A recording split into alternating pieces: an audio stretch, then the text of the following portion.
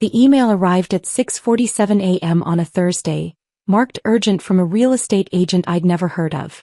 Subject: Final walkthrough scheduled Lake Haven property, 2 p.m. today. I was in my car outside a coffee shop in downtown Minneapolis, reviewing acquisition documents on my laptop. The merger had been in final stages for 3 weeks. My medical software company being purchased by a Fortune 500 healthcare conglomerate. Numbers that made my head spin. Lawyers reviewing every clause. I opened the email. Per Michael Chen's authorization, we have 4 interested buyers scheduled for final tours of 2847 Lake Haven Drive before tomorrow's foreclosure auction. Please ensure property is accessible and staging remains intact. Auction starts 10 a.m. Friday, minimum bid $750,000. I read it 3 times. Lake Haven Drive. That was my house. The A-frame on Lake Minnetonka that I'd bought 6 years ago when my startup was still operating out of a strip mall office. The house with floor-to-ceiling windows overlooking the water, where I'd coded the breakthrough algorithm that made my company valuable enough for acquisition. Michael was my brother. He had no authorization to schedule anything. And there was no foreclosure. I called my bank. The mortgage officer pulled up my account while I waited, my coffee going cold in the cup holder. Miss Chen, your account shows current. Last payment processed March 1st. No late fees, no default notices. Where did you hear about a foreclosure? My brother apparently told realtors there's an auction tomorrow. Silence. Then, ma'am, there's no auction. Your loan is in good standing. If someone is representing otherwise, that's fraud. I thanked her and hung up. Then I opened the family group chat. The messages went back 5 days. I'd been too buried in merger paperwork to check. Michael, Karen's finally losing the lake house. Bank auction Friday. Dad, about time. That place was always too much for her. Michael, I'm coordinating with realtors. Figure we can split whatever's left after the bank takes their cut. Mom, does Karen know? Michael, she knows she couldn't afford it. This is just reality. I took a screenshot. Added it to a folder on my phone labeled, Documentation Family. The folder already contained 37 other screenshots spanning 4 years. Then I called my attorney. At 9:30 a.m. I was in Janet Wu's office. She was the corporate attorney handling my merger. A woman who'd negotiated deals worth hundreds of millions and didn't waste time on pleasantries. Your brother is committing real estate fraud, she said, scanning the email I'd forwarded. He's misrepresenting property ownership to facilitate an unauthorized sale. Can he actually sell it though? He's not on the deed. No. But he can create enough chaos that you're dealing with legal complications instead of focusing on your merger. Which closes when? Next Wednesday. Pending final regulatory approval. She nodded slowly. This is strategic. He knows you're distracted. He's gambling you won't have time to stop him before the auction narrative becomes difficult to untangle. What do I do? First, we send cease and desist letters to every realtor he contacted. Second, we file a police report for fraud and misrepresentation. Third, she paused. When does your merger payout clear? The wire transfer happens the day after closing. Next Thursday. Then we wait 72 hours and solve this permanently. I drove to the lake house at 1:45 p.m. 15 minutes before the first final tour was scheduled. 3 cars were already in the driveway. I recognized Michael's truck. The other 2 had real estate company logos on the doors. I parked behind them, blocking them in, and walked to the front door. It was unlocked. Inside, I found Michael in my living room with 2 realtors pointing at the windows. Fantastic natural light, and the dock access is included in the sale. He stopped when he saw me. Karen, what are you doing here? I live here. What are you doing here? The realtors exchanged glances. The woman, mid-50s in a sharp blazer, extended her hand. Barbara Martinez. Your brother said you'd authorized him to handle the sale due to financial hardship. I authorized nothing. There's no foreclosure. My mortgage is current. My brother has no ownership stake in this property and no authority to sell it. Michael's face went red. Karen, don't be dramatic. You can't afford this place anymore. The bank called me.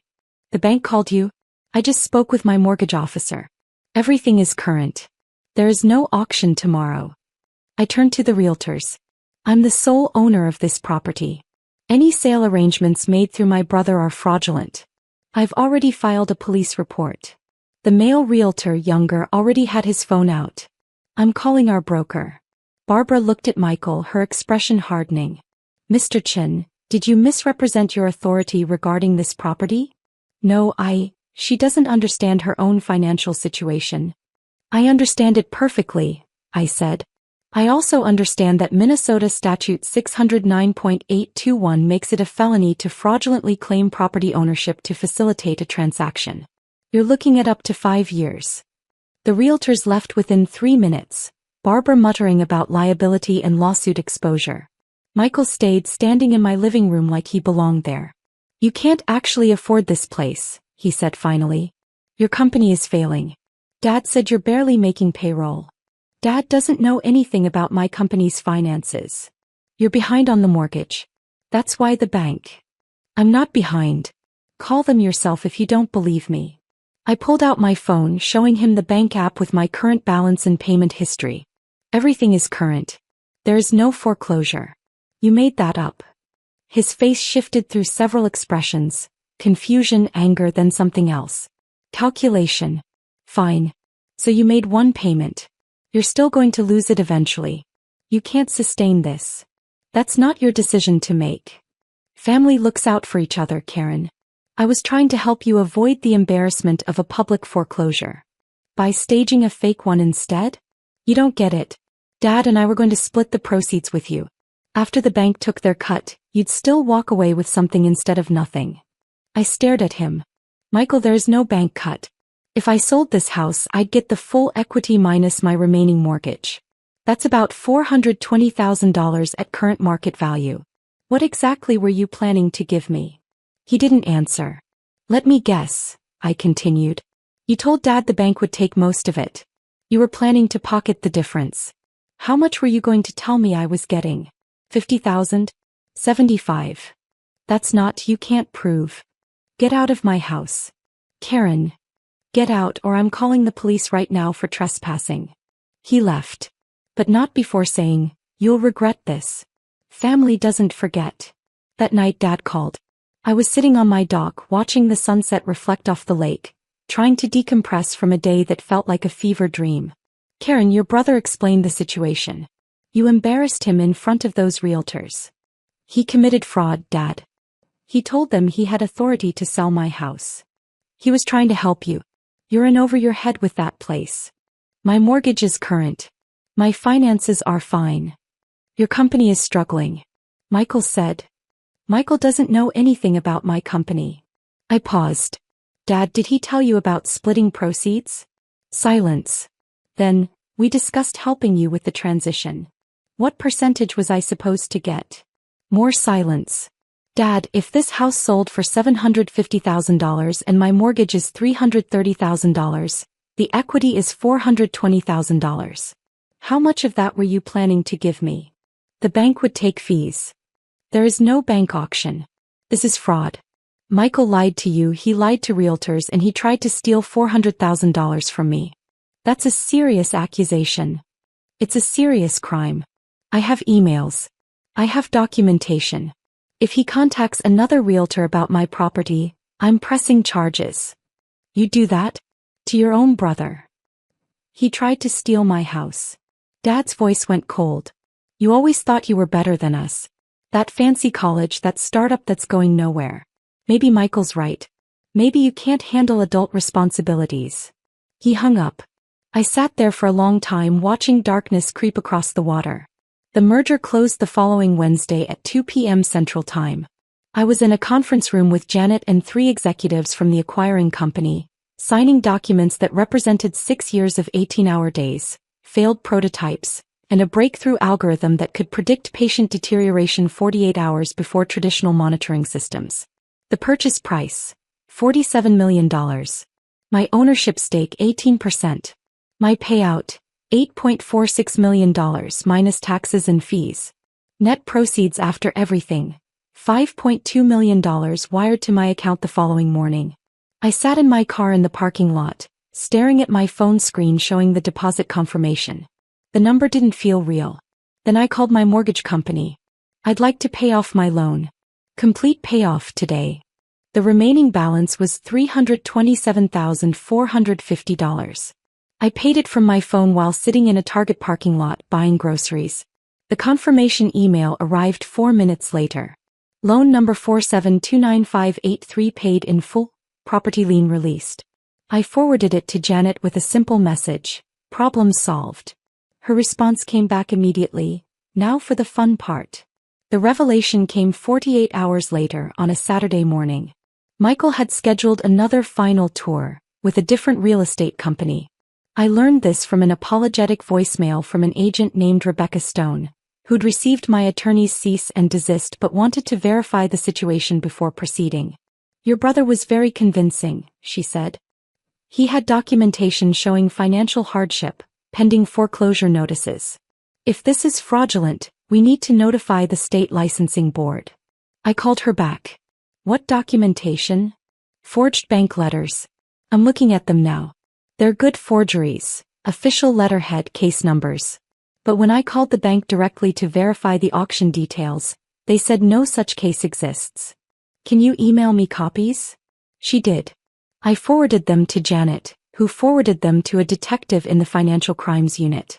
At 3 p.m. 2 police officers showed up at Michael's apartment. I know because Dad called me screaming. The police are at your brother's house. For what? Embarrassing you.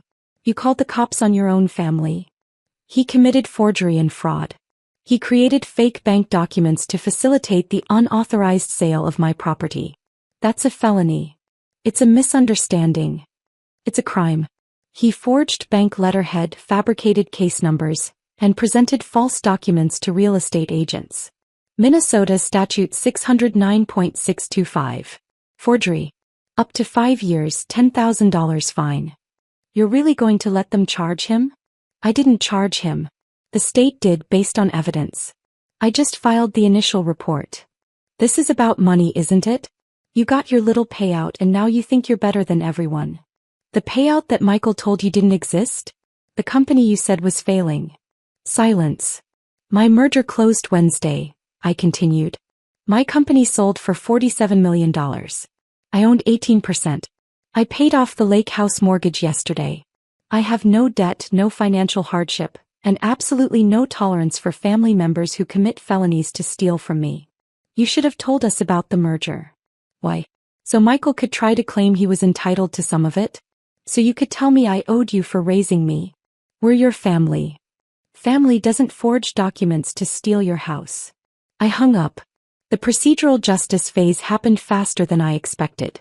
The prosecutor assigned to Michael's case was a woman named Sarah Chen, no relation, who specialized in white-collar crime. She called me the following Tuesday.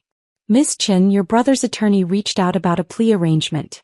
Given the documented evidence, the forged bank letters, the misrepresentation to multiple real estate agents, the clear intent to facilitate an unauthorized sale, we're prepared to offer a deal. Reduced charges in exchange for guilty plea, restitution, and probation. What's the restitution? We calculated based on potential damages. If the sale had gone through at the fraudulent auction, you would have lost approximately $420,000 in equity. The restitution amount is set at $100,000. He doesn't have $100,000. Then he'll be on a payment plan, possibly for the rest of his life. I thought about it. Michael, who'd never held a steady job for more than 2 years. Michael, who still lived in a one-bedroom apartment at 34 because he couldn't save money. Michael owing me $100,000 he'd never be able to pay. What happens if he refuses the plea? We go to trial. With this evidence, we'd likely win. He'd face the maximum sentence, 5 years, and the restitution amount would increase to cover legal fees and court costs. I'll think about it. I hung up and called Janet. Do I have to accept the restitution? I asked. No. You can decline it. The criminal charges proceed based on the state's case, but you're not required to pursue financial damages. What if I want him to face consequences but I don't want his money? Then you tell the prosecutor you're declining restitution. He still faces criminal penalties, probation, community service, a felony record. But he won't owe you financially. That's what I did. I called Sarah Chen back and declined the restitution. Are you sure? She asked. This is $100,000. I'm sure. I don't want his money. I want him to have a record that shows he committed fraud. I want it documented that he can't be trusted. All right. I'll amend the plea offer. Michael accepted it 3 days later. Guilty plea to felony fraud. 3 years probation.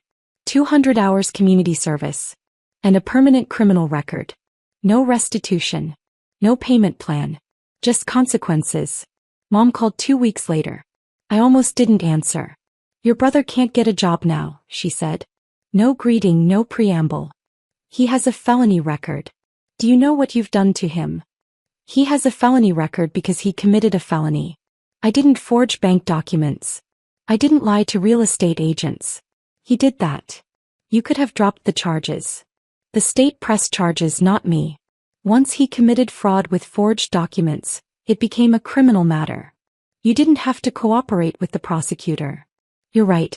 I could have let him think he'd get away with it. Then he might have tried it again with someone else and ended up with a longer sentence. He's your brother. And I'm his sister. That didn't stop him from trying to steal my house. Mom made a sound somewhere between a sigh and a sob. The family is falling apart because of you. The family fell apart when Michael committed a felony and Dad helped him plan it. I'm just the one who stopped pretending it was okay. She hung up. 6 months later, I was sitting on my dock at the lake house, reading email on my tablet. The second phase of the merger had completed. My old company was now fully integrated into the healthcare conglomerate's platform. My algorithm was being deployed in hospitals across 3 states. Lives were being saved. Measurably, documentably saved by code I'd written. I'd started consulting, helping other healthcare startups navigate acquisitions. The work was interesting. The pay was more than comfortable. The lake house had appreciated another $80,000 in value. I'd renovated the kitchen, updated the dock, and installed a home office with 3 monitors where I could work overlooking the water. My phone buzzed. A text from an unknown number. This is Michael. I know you won't want to hear from me, but I wanted you to know I'm sorry. You were right. What I did was wrong. I don't expect forgiveness. Just wanted you to know. I stared at the message for a long time. Then I blocked the number. Not because I was angry, but as I was done. Done with the dynamic where I was supposed to absorb their bad behavior and call it love. Done with being the family member expected to sacrifice so everyone else could stay comfortable. The sun was setting, painting the lake in shades of gold and amber. I had a video call scheduled with a startup founder in Seattle in 20 minutes, and after that, a quiet evening with a book and the sound of water lapping against the dock. Family group chat notifications still appeared on my phone sometimes. I'd muted them months ago. Never read them anymore. Sometimes I wondered if I should feel guilty. Mostly I just felt free.